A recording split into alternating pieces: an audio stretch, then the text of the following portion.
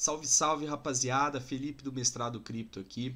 Hoje eu quero falar com vocês a respeito da conferência Bellward que a gente teve ontem, que contou com a presença de Elon Musk, Jack Dorsey e Kate Wood, a respeito do Bitcoin e algumas possibilidades que a gente pode ver a curto prazo, a respeito de mineração, a respeito de energia limpa, renovável, etc. Então vamos entrar para esses assuntos agora. Rapaziada, como a gente já sabe, o Elon Musk ele é conhecido por praticar manipulação dentro do mercado de cripto, né? Não só no Bitcoin, com seus tweets, mas Dogecoin e algumas outras também que ele já deu uma alavancada com seus tweets, né? Então ele já é uma figura conhecida dentro desse mercado e tudo que ele fala agora talvez não possa ter a mesma força que teria no começo, quando ele começou a falar, né? Começou a usar o poder de seus tweets para poder falar a respeito das criptomoedas e fazer a sua manipulação, né? Que diz ele que não é manipulação, mas como a gente já viu descaradamente, a gente pode perceber que se trata de uma manipulação séria. Enfim, rapaziada, primeiro ponto que a gente tem que levantar aqui, e creio que todos os participantes dessa conferência, eles também têm um ponto comum, que eles são a favor das criptomoedas, claro. Elon Musk ele levantou um ponto que tem que ser levado em consideração também, né? Se a gente fizer um comparativo entre o BTC e a Ethereum, nessa parte, né, na parte do processo de mineração, agora a partir do dia 4, a Ethereum ela vai mudar a sua forma de mineração, né, de POW para POS. Depois eu explico melhor a respeito disso daí. E o Elon Musk ele fez uma crítica, tá? Ele só é meio cético em relação a POW, que é o processo de mineração do Bitcoin, tá? Que mantém a segurança do Bitcoin. Rapaziada, eu não sei se foi para dar uma aliviada na barra dele, limpar, tá, a imagem que ele estava passando de ser manipulador do mercado, né, manipular para fim próprio, né, de lucro, tá? E com isso ele acabou lesando alguns pequenos investidores, tá? Que por mais que a pessoa entra sabendo que o mercado é volátil, que o mercado pode dar uma reviravolta de repente, tá? Mas isso acaba que deixa algumas pessoas desamparadas, né, nesse processo de hype, né, atrás do que ele acabou falando, e com isso ele pode ter prejudicado muita gente, tá? Então o mercado de cripto acabou ficando meio descontente, né, com essas atitudes que ele teve, principalmente depois que ele falou que a Tesla não ia aceitar mais o BTC como forma de pagamento, etc. Então acabou que virou uma bola de neve e possivelmente para limpar a barra dessa situação dele, ele acabou falando que tem investimentos além do papel da empresa dele, né, da Tesla.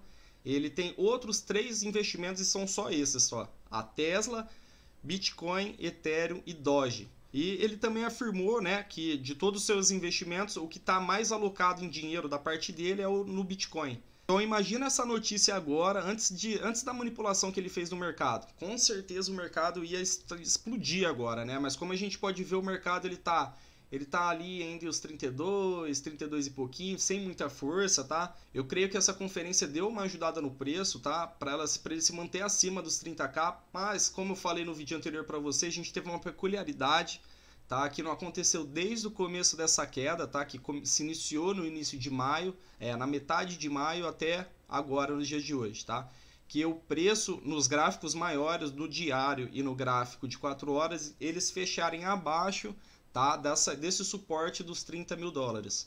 Então isso possivelmente pode dar um gás a curto prazo agora para o BTC sair dessa zona de preço para cima, tá?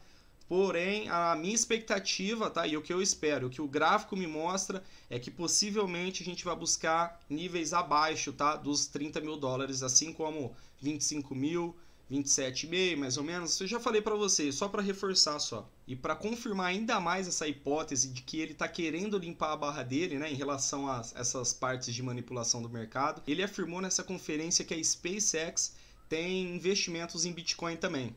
Então, além da Tesla, a SpaceX também tem alocações em Bitcoin.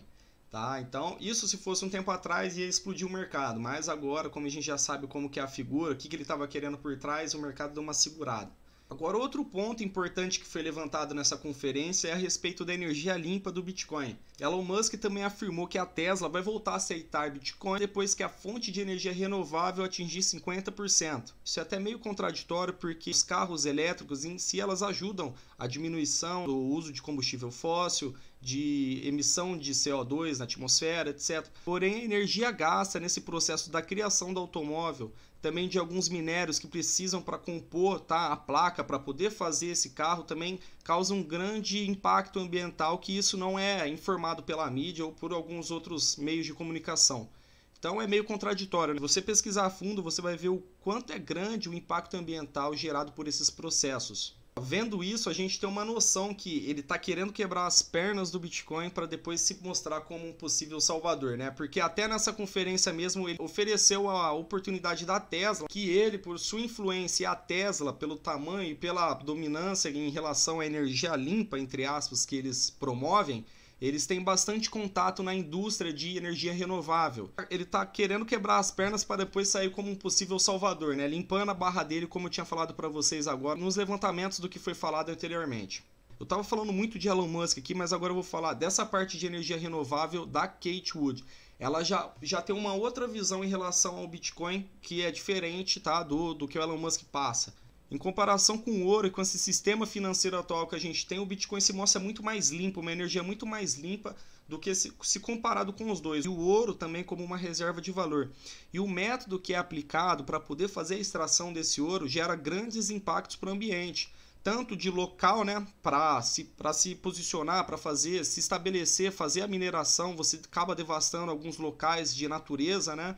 Sem contar a poluição dos rios, que isso vai gerando um efeito dominó. Segundo ela, então, o Bitcoin usa mais energia renovável, muito mais amigável ao meio ambiente, se comparando esses dois tipos de sistemas que a gente tem atualmente, tá? Tanto da extração do ouro e do sistema monetário que a gente se encontra. Nessa conferência também, Jack Dorsey ele foi questionado se o Twitter ele iria aceitar as criptomoedas como forma de pagamentos para os anúncios que eles fazem lá.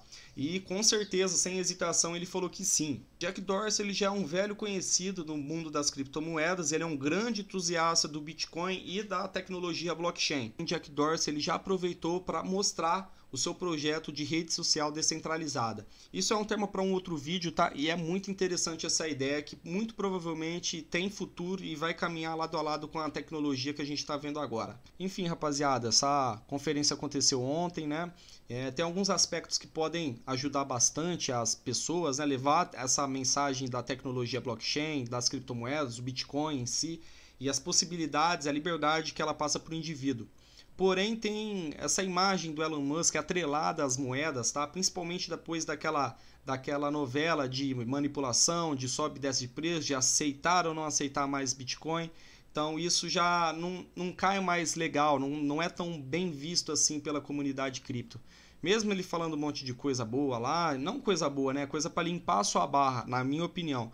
Então eu creio que isso a parte dele lá pode ser boa para levar a mensagem para várias pessoas, tá? Mas a imagem dele atrelada ao Bitcoin e a possibilidade de liberdade, etc., eu creio que não é muito legal para o mundo das criptomoedas, tá? A gente precisa de pessoas que estejam realmente dispostas a colocar a cara no Bitcoin, entender realmente o fundamento, por mais que ele possa entender, mas essa brincadeira de ficar manipulando o mercado acaba chateando muitas pessoas da comunidade cripto. E eu creio que atrelar a imagem dele, tá, ao Bitcoin, às criptomoedas, não é saudável. A gente falando desses ativos descentralizados, tá? Ter uma imagem de uma pessoa atrelada a isso nunca vai ser bom para esse ativo que se denomina descentralizado, belezeira? E a imagem desse grande rapaz, um dos caras mais ricos do mundo, que acaba fazendo a manipulação em cima do mercado, eu creio que isso é mais para benefício próprio do que pensando nos demais. Beleza, rapaziada? Um abraço, boa semana aí, tamo junto.